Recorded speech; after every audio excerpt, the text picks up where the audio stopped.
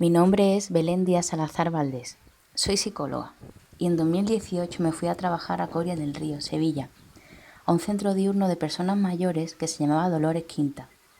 Nunca había trabajado con abuelos, pero aquello me llenó el alma. En estas interacciones diarias fui conociendo a estas personas naturales de pueblos de Andalucía o de Extremadura, que les unía el esfuerzo y sacrificio que habían llevado a cabo en estas tierras tan austeras como son las marismas del Guadalquivir. Durante el rodaje conocimos a Matías Rodríguez, quien hizo nuestra misma labor unos años antes y en papel. Nos facilitó las grabaciones que recogió y compartimos nuestros sentimientos hacia esta tierra tan especial. Surgió la idea de hacer este documental sin medios previos, pero con mucha ilusión y admiración hacia estas personas que fueron para mí una fuente de sabiduría y enriquecimiento el tiempo que compartí con ellos. Con todo mi cariño, este documental, Voces del Bajo Guadalquivir. Ahora más para allá. Suena como que hay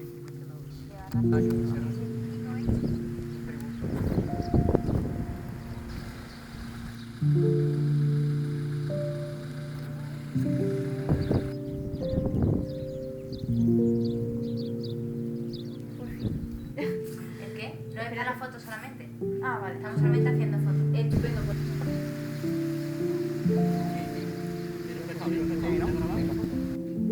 Concha, ¿tú en qué has trabajado?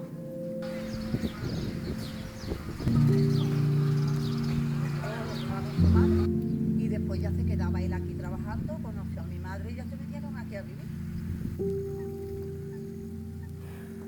Producción, apúntame un incluso en documental en AVE para el próximo documental.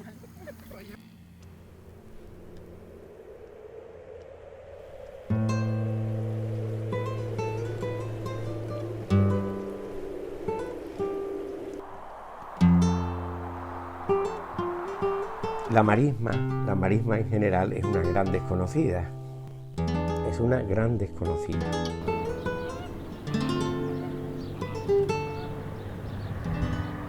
Y suele decirse, de ese tipo de tierras se dice que son las tierras que no tienen historia, como si la historia no hubiera pasado por ellas, ¿no? Y es un error. Lo que ocurre es que esa historia, por lo menos la que se desencadenó desde finales del 19, principios del 20 hasta ahora, no se conoce, pero eso no quiere decir que no tenga historia.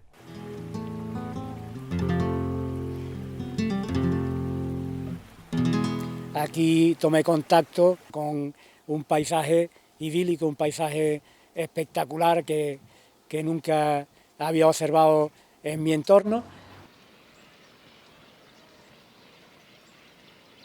Este arroz llega aquí como consecuencia de la Guerra Civil Española, en un momento en que el arrozal de Levante, de Valencia, que era el gran área, el gran ámbito del arroz español, está todavía en manos del gobierno legítimo de la República, y entonces las fuerzas de Franco, las fuerzas de los rebeldes, pues se dan cuenta de que en esta marisma se podía ensayar una cosa por el estilo. Yo no sé si entonces, cuando decidieron eso, sabían o no que ya en los años 20 había habido un intento de colonizar la marisma preciosa para estudiar lo que es la llamada la colonización de los ingleses.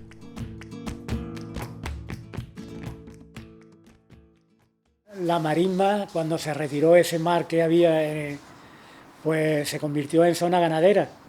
Era la zona ganadera de Sevilla, y ese era el fundamento de su explotación.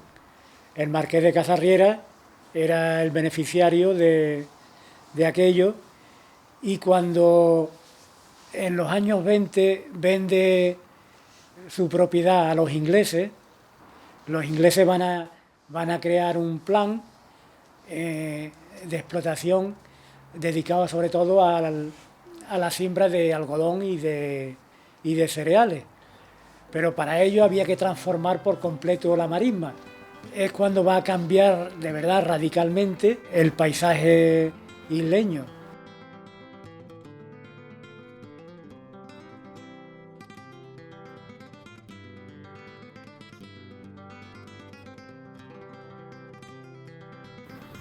usted de dónde era, Rodríguez? Yo de Alemania, de Bremen, Bremen. en el norte de Alemania, un puerto del Mar del Norte. ¿Y en qué fecha nació usted? Fue el 9 de julio de 1904. Del 4. ¿Y cómo fue su llegada aquí a Sevilla? Pues mire, esa es una historia un poquito rara la llegada mía. Yo estaba haciendo los estudios del ingeniero agrónomo.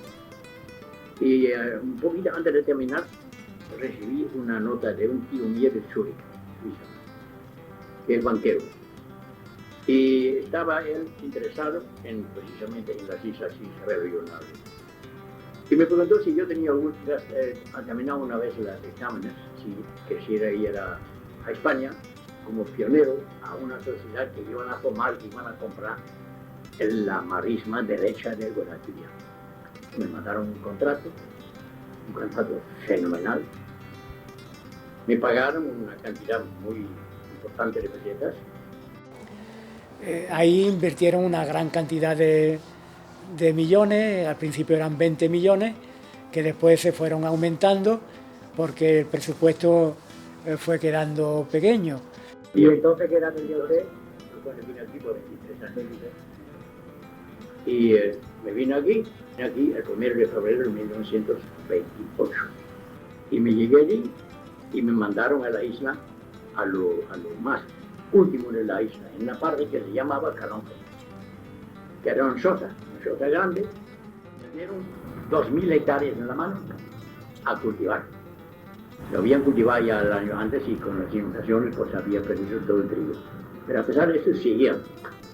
Yo hice ensayos de remolacha y de trigo y de cebada y de, yo qué sé, todas las semillas que podía.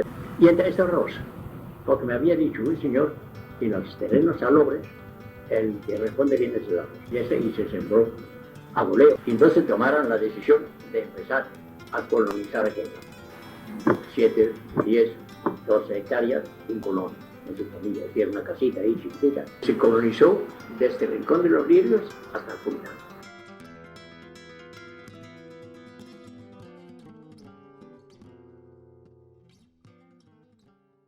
Para que el cultivo del arroz sea posible, tienen que tener grandes canales que son como arterias aortas, los que meten el agua desde el río. Y de ahí tiene que empezar una retícula de canales para llevar el agua a la última parcela donde se cultiva arroz.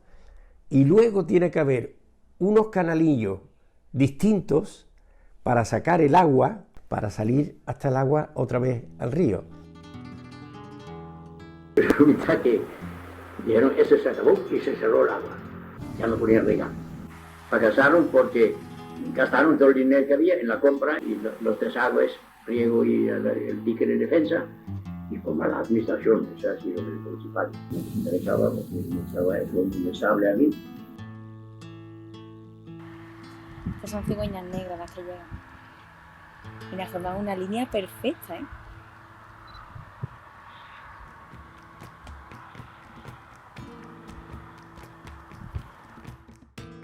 Y un capítulo trascendente porque traza una línea entre la vieja marisma y la nueva marisma, es la decisión de convertirla en un monocultivo arrocero. Y el origen de eso es relativamente reciente. El general Queipo de Llano, que era el general sedicioso que conquistó Sevilla y que desde allí controló todas estas tierras, encargó a un comerciante, un hombre que había hecho, hasta entonces había comercializado con importación y exportación de productos agrícolas fundamentalmente, se llamaba don Rafael Beca, de Alcalá de Guadaira, que pusiera eso en explotación. Todos los colonos que ahí estaban fueron obligados a aceptar el monocultivo del arroz. Debió ser, como se dice en las películas estas de militares, es una orden.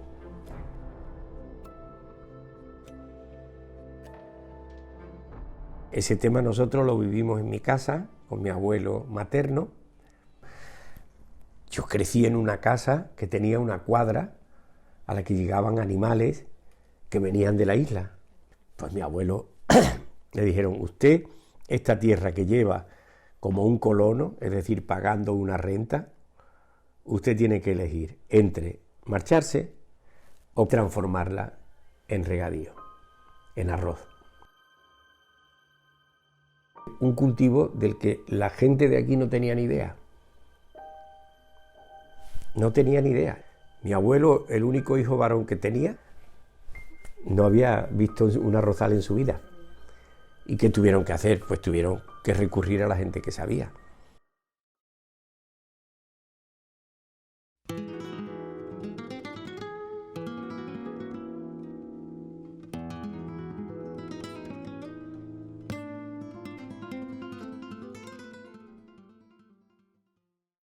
Rafael era un terrateniente con relaciones con el gobierno, era un terrateniente importante de aquí de la zona, y junto con este ingeniero pues pusieron en marcha y se pusieron en contacto con la Comunidad Valenciana, concretamente en Sueca. Lo que hace es buscar a gente que supiera de arroz, y es cuando hace su información por Valencia y contacta con arroceros de allí y se trae a 3 familias, que si no recuerdo mal era Juan Grau, García Simeón, la tercera no me acuerdo ahora mismo. Vienen varios agricultores aquí de la zona con los que se habían puesto en contacto, entre uno de ellos pues mi abuelo, Juan Grau.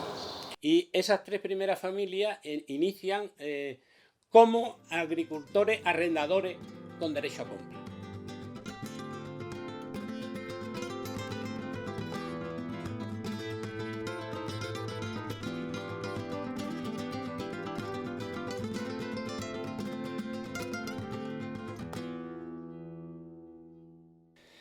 Nací en Sueca, Valencia, y mis padres me trajeron a Isla Mayor de Guadalquivir cuando yo tenía 10 años.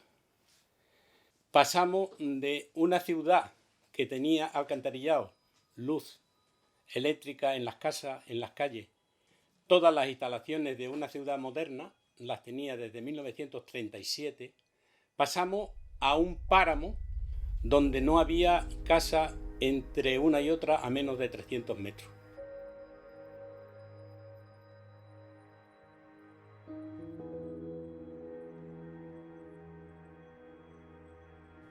A partir de ahí, cuando yo llego aquí, ya en el año 54, aquí había más de 100 familias de Sueca solo, y llegan a haber cerca de 500 familias de valencianos instalados aquí con toda su familia y todas sus descendencias. La mayor, por lo menos más de la mitad, se han quedado aquí y están.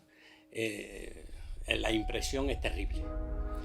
Después tenías que convivir con una gente que estaba mucho peor que nosotros.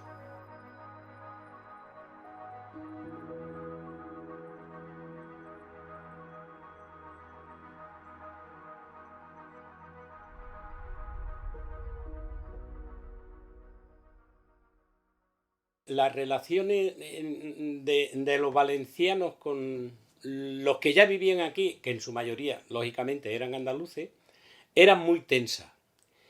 Y además había una política de la explotación del hombre por el hombre. Esa explotación se daba por los capataces que tenía la empresa. La gran empresa de Beca pues tenía que tener una serie de zonas en las que tenía su economato, y ahí es donde le daban trabajo al peón, no le daban cama, no le daban más nada, sino simplemente que sí le daban comida, y esa comida y esa bebida era al final lo que se quedaba con el sueldo que le pagaban. Claro, ahí había una explotación realmente muy dura. El colono viene aquí, pero generalmente entra al campo a trabajar al lado del peón. O sea, yo he estado desde los 12 años metido diariamente en el campo, con una vida durísima. El trabajo entonces del arroz es un trabajo inhumano. Yo recuerdo a las 6 de la mañana sacando garbas, no se me olvida, chorreando agua a 6 o 7 grados de temperatura, duchado de los charcos que pisábamos. Y recuerdo acarreando tierra con las manos congeladas al carro, tirando los terrones. Eso lo hacíamos nosotros al lado del peón. Entonces se humaniza en gran parte.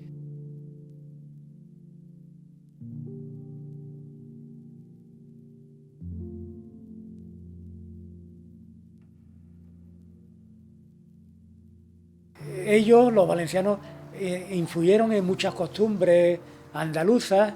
Por ejemplo, allí en aquellos momentos las mujeres no entraban en los bares, y ellos veían que las valencianas sí entraban y acompañaban a sus maridos, incluso en las bodas se hacían andando desde la casa hasta la iglesia, y muchas de esas costumbres fueron arraigando en la población andaluza hasta hacer la suya. Los que íbamos de otras poblaciones del entorno, pues veíamos cosas que no veíamos en nuestros pueblos.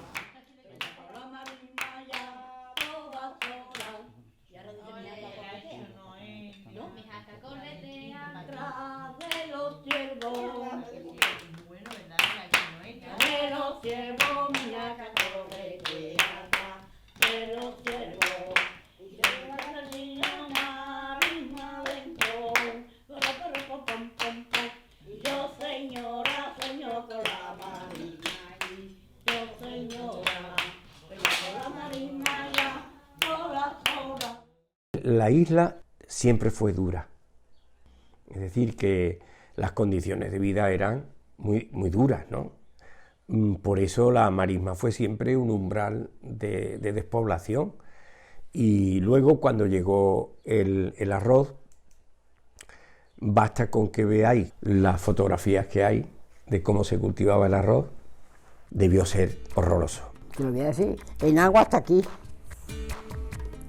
Una sangre y todas las cabillas se pegaban aquí, ahí te chupan la sangre. Y si tú tenías un pozo, la vía y la tragabas, te sacaban la sangre de aquí.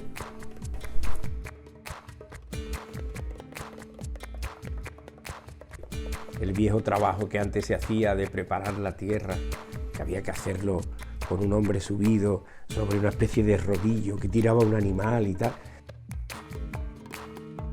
Cogía un trineo con caballos pecherones, que se utilizaban para eso antiguamente, no había tractores ni nada, y además había mulos. Él se subía en un trineo que era una tabla así cuadrada con una cosita delante, una tabla inclinada para que no se enganchara, entonces él con una espuerta iba tirando el arroz. Yo me acuerdo un poquito más grande que me subía con él y así sembraba.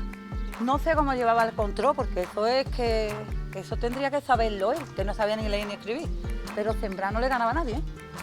Iba así, después volvía y yo no sé cómo controlaba para no tirar arroz encima de lo que había sembrado, si no nacería doble. Pues él sabía hacer eso perfectamente porque el arroz salía mejor que ahora. Tiraba para allá, otra vez mulo para atrás, así vuelta de así, para atrás, para acá y para allá. Y después cegar era, cogía el puñado de arroz y con el osino, que le decían así, en media luna, pues iba cortando y haciendo los manojos estos y después se cargaba y se llevaban al molino, al secadero.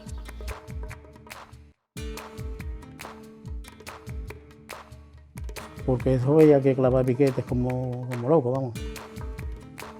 Pues el puñado de arroz aquí y era esto. Pero así de rápido. A algunos compañeros le daba fiebre de las riñones ya hechos polvo. Allá a cargar. Y tenía cola. Una hierba que le decían cola. Y yo me la llevaba atrás porque yo no sabía lo que era. Era casi igual que el arroz. Esta vez a la cola te digo que es una cola, porque yo no había hecho nunca. Entonces me decían lo que era. Los cargábamos, cuando ya estaba seco venían los hombres a cegarlo, ahora lo cegan máquinas. Habíamos mujeres y habíamos hombres rebujados, cargando, me eché en agua y con un saquito cuando llovía así, hasta que el manijero decía ¡vámonos! Y ya cuando estábamos chorreando.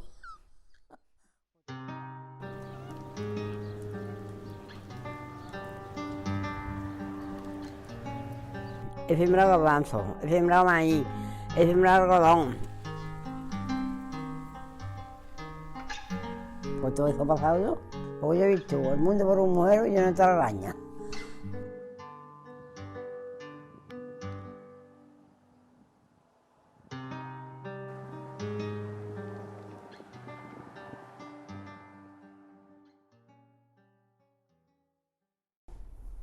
De hambre. Pasaba hambre.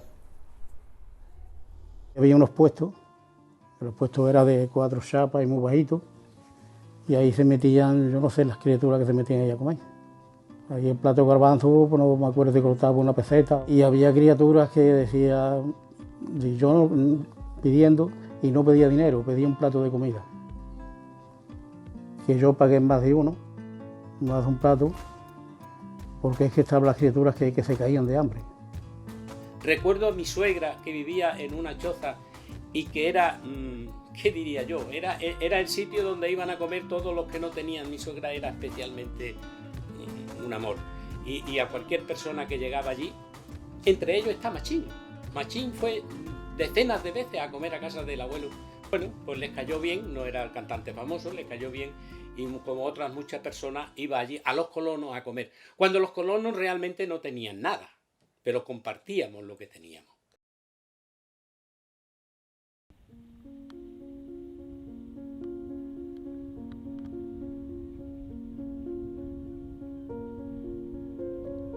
A mí mi madre me ha contado siempre que estaba con Rosarito la de Grau. Y ella pues estaba en la casa, hacía las tareas de la casa, fíjate tú con 10 años. Y eso que mi madre es lo que me decía a mí ella, dice, nosotros hemos pasado más hambre y eso, y se quitaba ya la comida, guardaba la comida para sus hermanos. Le decía, chica Mari, ¿ya te has comido la comida? Y decía ella, sí. Le decía, yo no me lo comía, lo que hacía que la guardaba para ellos. Como se daba cuenta que no se la había comido, pues decía, anda, llévate para tus hermanos, ¿sabes? Íbamos al campo y la ceba, cuando estaba a cuajar las espigas, le cogíamos las espigas y nos cogíamos como si fuera una pipa. Cuando nos veía la gente y por el que lo gozamos, no corrían nadie a pasarnos para que no le quitáramos, que era su siembra. Pues todo eso comió yo.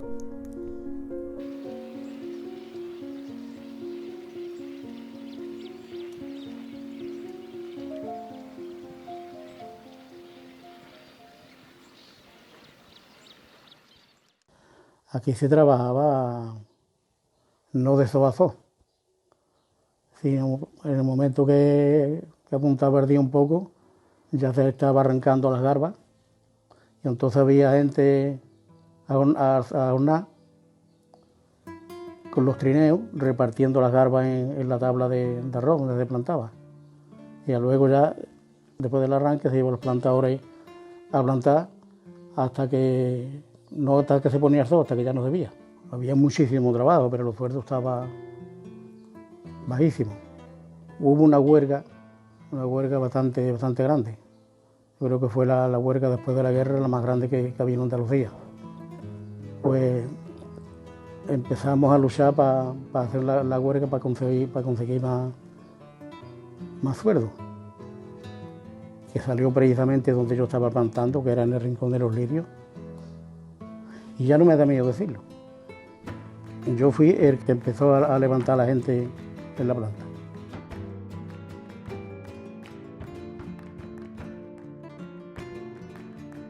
Cuando llegué por la mañana, había un tarpinto que era de Morón. Dice, hombre, aquí viene Diego, que Diego sabe cómo están las bases, cómo están los sueldos. Y estaba discutiendo con el capataz, de que él decía que estaba a 9,50 la hora, que el capataz decía que estaba a 9 pesetas. Y yo le digo que está a 9,50. ¿A cómo está? Digo yo, ni a 9 ni a 9,50 no se gana para comer. Nosotros le estamos preparando para pedirla a 25 pesetas la hora. ¿Y eso cómo se consigue? Le digo, eso se consigue yendo ahora mismo a la huelga. La huelga ya se venía preparando, ¿no? Se venía pasando.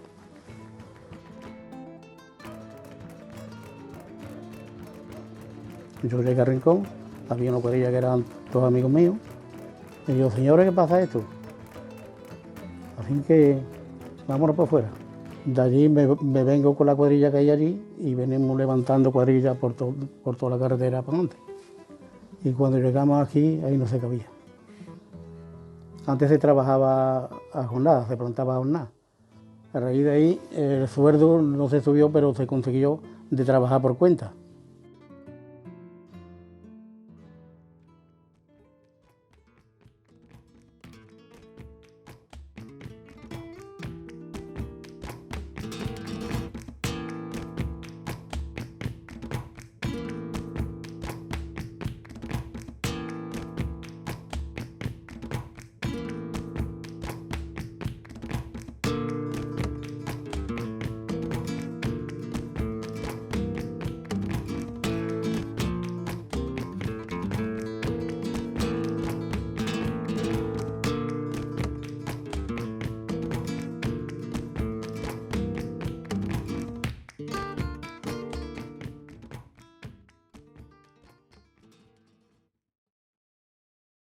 Las cuadrillas de gente de todos los pueblos de alrededor, pero venían de Extremadura, venían de Portugal, venían marroquíes incluso, venían de la zona de Andalucía Oriental, es decir, ahí en el momento de la siembra y en el momento de la cosecha venían grandes cuadrillas de cientos, varios cientos, por no decir miles, de personas que trabajaban ahí, ¿no?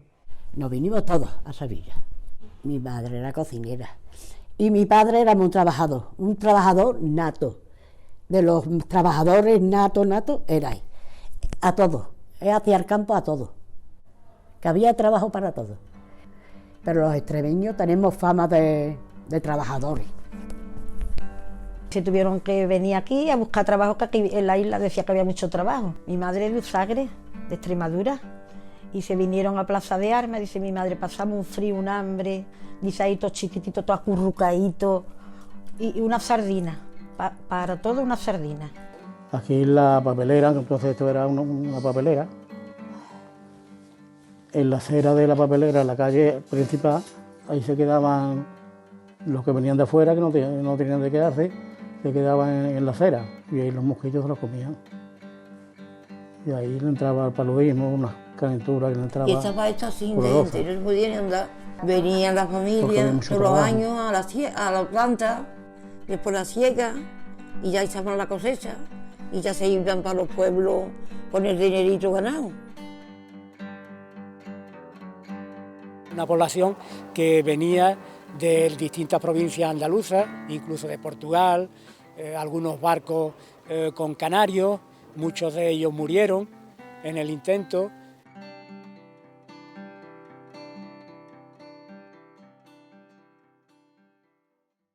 Los canarios llegaban también por los anuncios que aparecían en los periódicos y las buenas expectativas que se ofrecían sobre el trabajo y la alimentación en la isla, aunque después cuando llegaba pues ya se encontraban con unas condiciones de vida esclava, y la gran mayoría de gente que afluía allí iba precisamente atraída por estos bandos publicados en los periódicos.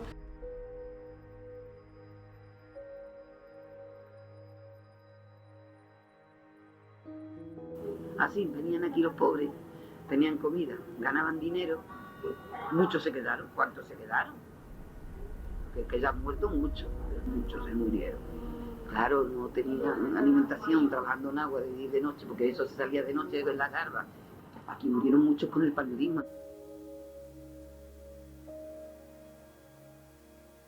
El paludismo era la enfermedad que todo el mundo pasaba. Todo el que vivía en Isla Mayor, pues siempre tenía que pasar el paludismo, es que se curaba con unas pastillas de ATP, de quinina, pero que muchos andaluces no la tomaban. Mi madre, que era la más pequeña de 4 hermanos y que se pasaba temporada allí cuando era soltera todavía y eso, nos contaba que ella, hasta bien entrados los años 50 del siglo XX, se tuvieron que estar vacunando contra las enfermedades que producía el mosquito.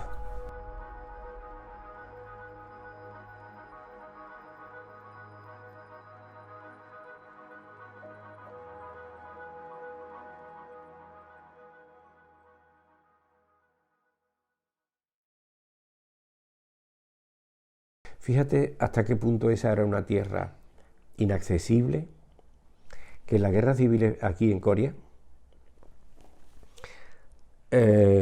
la gente que temía por su vida se escaparon y se escondieron en la isla. Y en la isla no hubo, como en la Sierra del Norte, maquis ni nada de eso, pero hubo gente que estuvo ahí escondido hasta 3 o 4 años después de acabarse la guerra, porque no se habían enterado. Y por eso había que esto tenía tan malas ramas, porque aquí había muchos pobres con los nombres cambiados, como entonces no se cogía afiliación ni se cogía nada. ¿Usted cómo se llama? Fulano de tal y tal. Pues, yo recuerdo todavía, a pesar de mi mala memoria, haber estado varias veces con mi madre en un almacén donde hacían la misa, y allí En la primera fila estaban los presos políticos que querían ir a escuchar misa y detrás estábamos nosotros. Algunos de ellos, personas excelentes y amigos míos.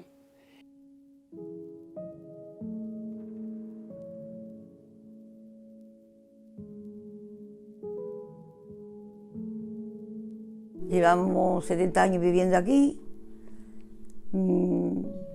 Mi padre lo cogieron con el traspelo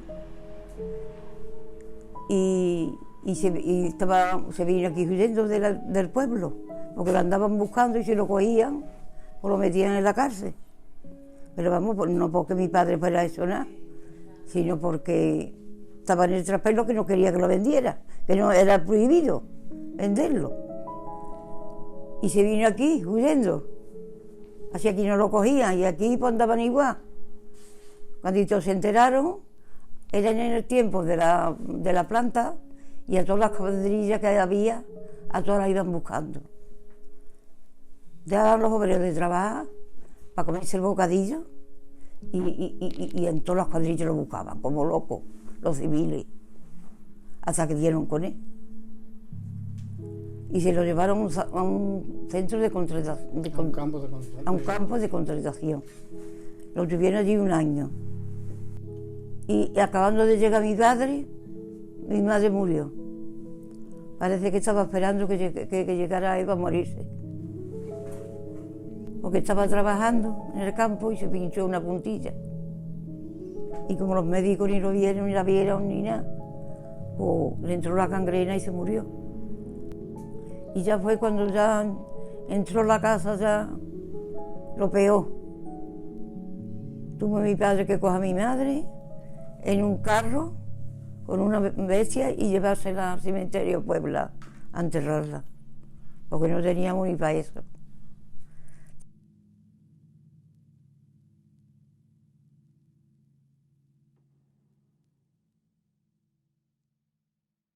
Además estaban ignorados, incluso desde la capital, en Sevilla, todo esto parecía ser Parque Natural de Doñana.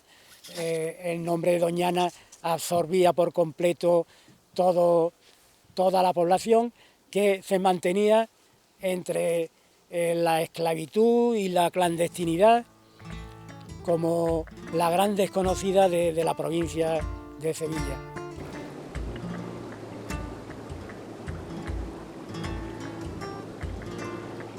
Había aquí personas trabajando de todos los pueblos de Andalucía y de la parte de Extremadura, venían aquí a la cosecha del arroz porque se hacía todo a mano. Pero hoy en día las máquinas que están segando por ahí son los que recogen la cosecha. Ya no hace falta mano de obra. Ya una persona sola en lo alto de la máquina y otra en el remolque hace esa cosecha. Entonces, gracias a Dios que han llegado los cangrejos, que nos ha salvado al pueblo. Porque si no, esto sería una ruina. Vivimos más de 1000 personas, que es la isla mayor, de la riqueza esa que nos trajo. Bueno, el cangrejo fue como se dice vulgarmente, alguien que no esperábamos en la fiesta y que ha venido a resolver muchos problemas económicos, porque el Procamburus se filtra desde una explotación arrocera donde hay un señor que hace un experimento y se le escapa. Se echa en la finca, prácticamente el cangrejo estaba casi todo muerto, era toda una montaña de cangrejos muertos, pero bueno, quedarían los que quedarían y al año siguiente pues se empiezan a ver algunos cangrejos y en cuestión de 3 años pues ya aquello se ve lo que es la expansión del cangrejo aquí en las marismas.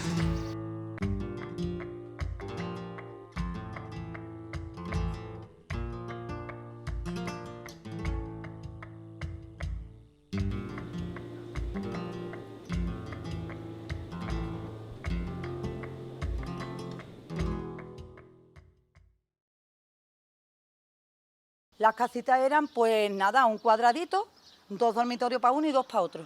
Comer y dormir. Ya está. Con una cortinita, si tenía puerta. Si no había puerta, pues una cortina separaba los dos dormitorios. Y mi padre vivió aquí en esta pequeña que era, bueno, ahí ya no queda nada, pero era un cuadradito nada más. Le decían la gasolinera porque era donde se guardaban los productos para lo que tuvieran que hacer, los motores de gasoil, de gasolina, las cosas antiguas para dar corriente, porque no había luz, las casas no tenían luz. Ni luz, ni agua, con un colchón de paja, dormíamos, sin sábana, vamos. Ni aquí tampoco, aquí ya después llegaría, pero a lo primero, la única que tenía luz, la primera, fuera aquí los valencianos, los que tenían un poco más, ¿no? Las mosquiteras que había eran los sacos de esparto, eso tenía unos agujeros, Los comían los mosquitos. entonces entraban los mosquitos amontonados. Cuando llovía mucho y se inundaba, pues las casitas lo primero que se inundaba. Entonces el mismo señor de aquí, el dueño, proporcionaba a otras casas que estuvieran en terreno más alto, que por ejemplo la casita de los valencianos, que estaba hacia allí, y cuando en una barquita pequeña mi padre sacaba el colchón y ya está, porque no había más nada. El colchón y si había algo de comida, muy poquito, pues lo llevaba mi padre en la barquita, nos sacaba para allá hasta que bajaba el temporal y nos íbamos a la casita otra vez cuando se secaba, a vivir.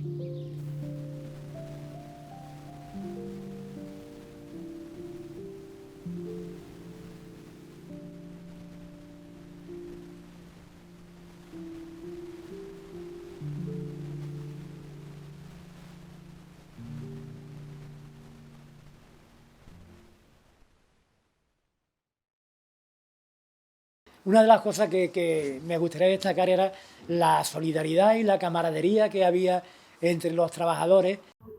Aquí había buena gente porque era más bonito que hoy, porque hoy no nos queremos ninguno. Y antes nos queríamos, y si usted teníamos un poquito de arroz y la otra tenía unos garbancitos, pues hacía potas de gutitas, y luego se partía. A pesar de todo, la gente, en mis entrevistas, la gente contaba muchas veces situaciones de felicidad, de mantener una postura heroica ante el sufrimiento y se repetían historias en las que reían mucho. Lo que más atraía a muchos de mis personajes era con las ganas con que reían y lo bien que se lo pasaban en las reuniones. Por ejemplo, me contaba un hombre que en una zona de aquel lado del río que le llamaban el tren parado, le llamaban el tren parado porque era una fila de casitas, unas 20 casitas, que tenían 2 metros cuadrados, techados de uralita, y ahí podían meterse hasta 2 o 3 familias. Pero como hacía tanta calor y se llenaba aquello de mosquitos, ¿qué hacían las personas? Pues subirse en lo alto de la uralita, aunque estuviera ardiendo, pero se refugiaban un poco de los mosquitos. Y a la vista, en una perspectiva un poco alejada, parecía aquello uno de los trenes transiberianos cargados de gente. Por eso a alguien se le ocurrió nombrarlo como el tren parado.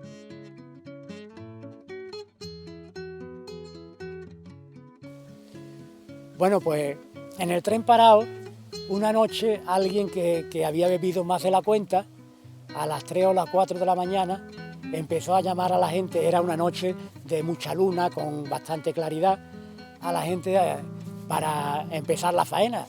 Empezó a tocar la campana, oye, que es la hora de trabajar. Claro, todos se levantaron, empezaron en la faena, como habitualmente, y una vez que estaban ya, que llevan media hora plantando, pues escuchan a lo lejos las campanadas del reloj de la iglesia dando las 4 de la madrugada. Dice, oye, pero si son las 4 de la madrugada, ¿qué hacemos aquí? Y dice, bueno, pues ya que estamos aquí, vamos a seguir trabajando. Y así se tomaban las cosas con mucha filosofía, porque sabían que eran situaciones que ellos no podían cambiar. Y claro, la gente se formaba una forma de vida que todas las miserias que pasaban trataban de alejarlas un poco, diciendo, bueno, pues si este año ha sido un mal año, el próximo seguro que mejoramos un poco, el próximo iban a peor. Pero esa filosofía le hacía no cuestionarse esa situación de pobreza y de miseria en la que se encontraban. Muchas veces voy yo para ocultar y con la niña y paso por el molino y digo, ay Dios mío, cuántas penas hemos pasado en ese molino, pero cuántas risas también.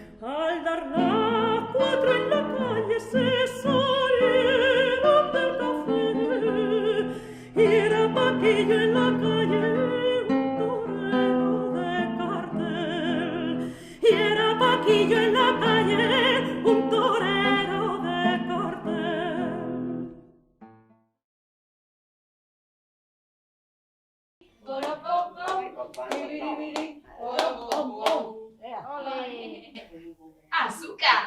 Bueno, ahora vamos a hacer una ronda de piropo. De piropo. ¿Vale? Entonces, el que tenga la pelota le tiene que decir algo bonito a quien ¿A qué? quiera. Me ha tirado la pelota. Por ejemplo, Paqui, eres muy buena compañera. Eres divina y te quiero de corazón. Muchas gracias. No de corazón, de verdad. Muchas gracias. Como buena compañera.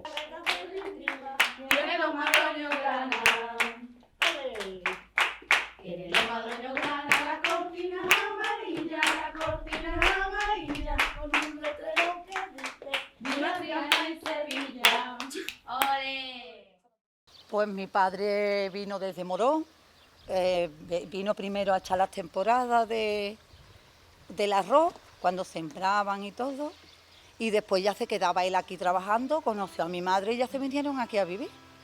Y ya vivió aquí siempre, trabajaba en el arroz, siempre en el arroz.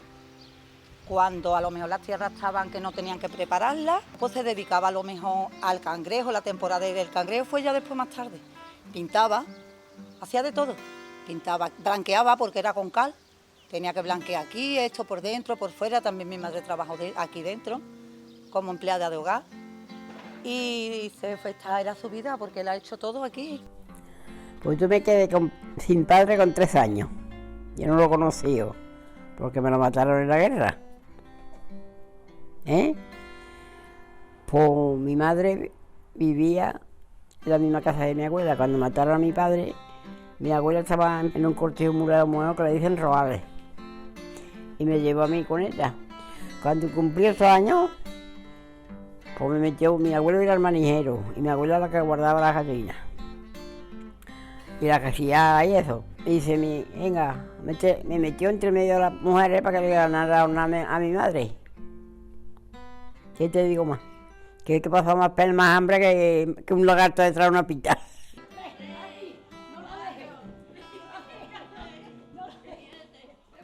Yo he sido la persona, para decir, de las más felices que he visto en el mundo.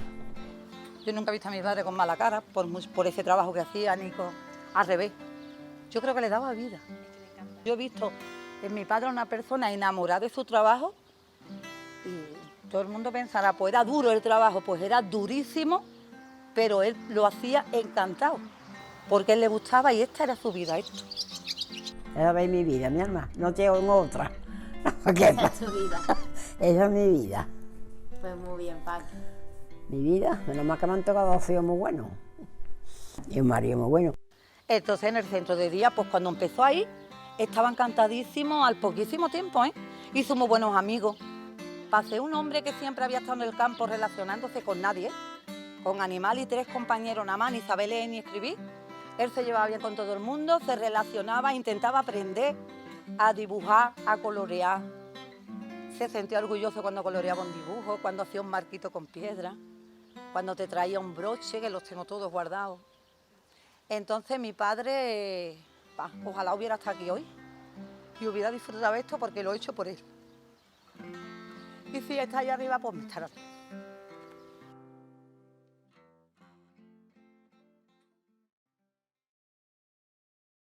Cuando entrevistamos a personas que han sufrido tanto y que lo han pasado tan mal, pues vemos que aparte de que haya un sentimiento de nostalgia y de endulzar un poco aquellos tiempos, también apreciamos que sienten el orgullo de haberse hecho a sí mismos, de que todo aquello ha valido la pena porque lo hicieron ellos y se sienten como protagonistas, como héroes de su propia historia, de una aventura que al final salió bien porque tuvieron hijos, tuvieron nietos y la familia se fundamentó en el valor que le echaron a aquel destino tan adverso que tuvieron y que su descendencia está ahí porque ellos supieron superar todas aquellas trabas y aquellos peligros.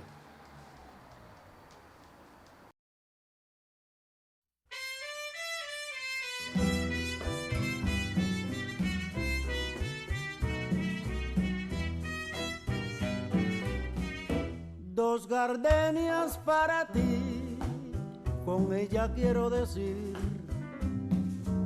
te quiero, te adoro, mi vida.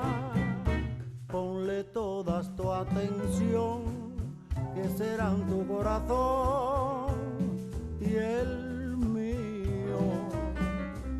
Dos gardenias para ti, que tendrán todo el calor de un beso, de esos besos que te di y que jamás te encontrarán en el calor de otro querer.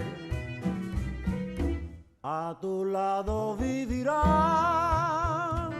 y se hablarán como cuando estás conmigo.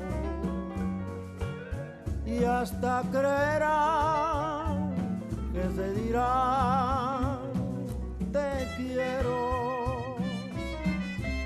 Pero si un atardecer las gardenias de mi amor se mueren, es porque han adivinado que tu amor me ha traicionado, porque existe otro querer.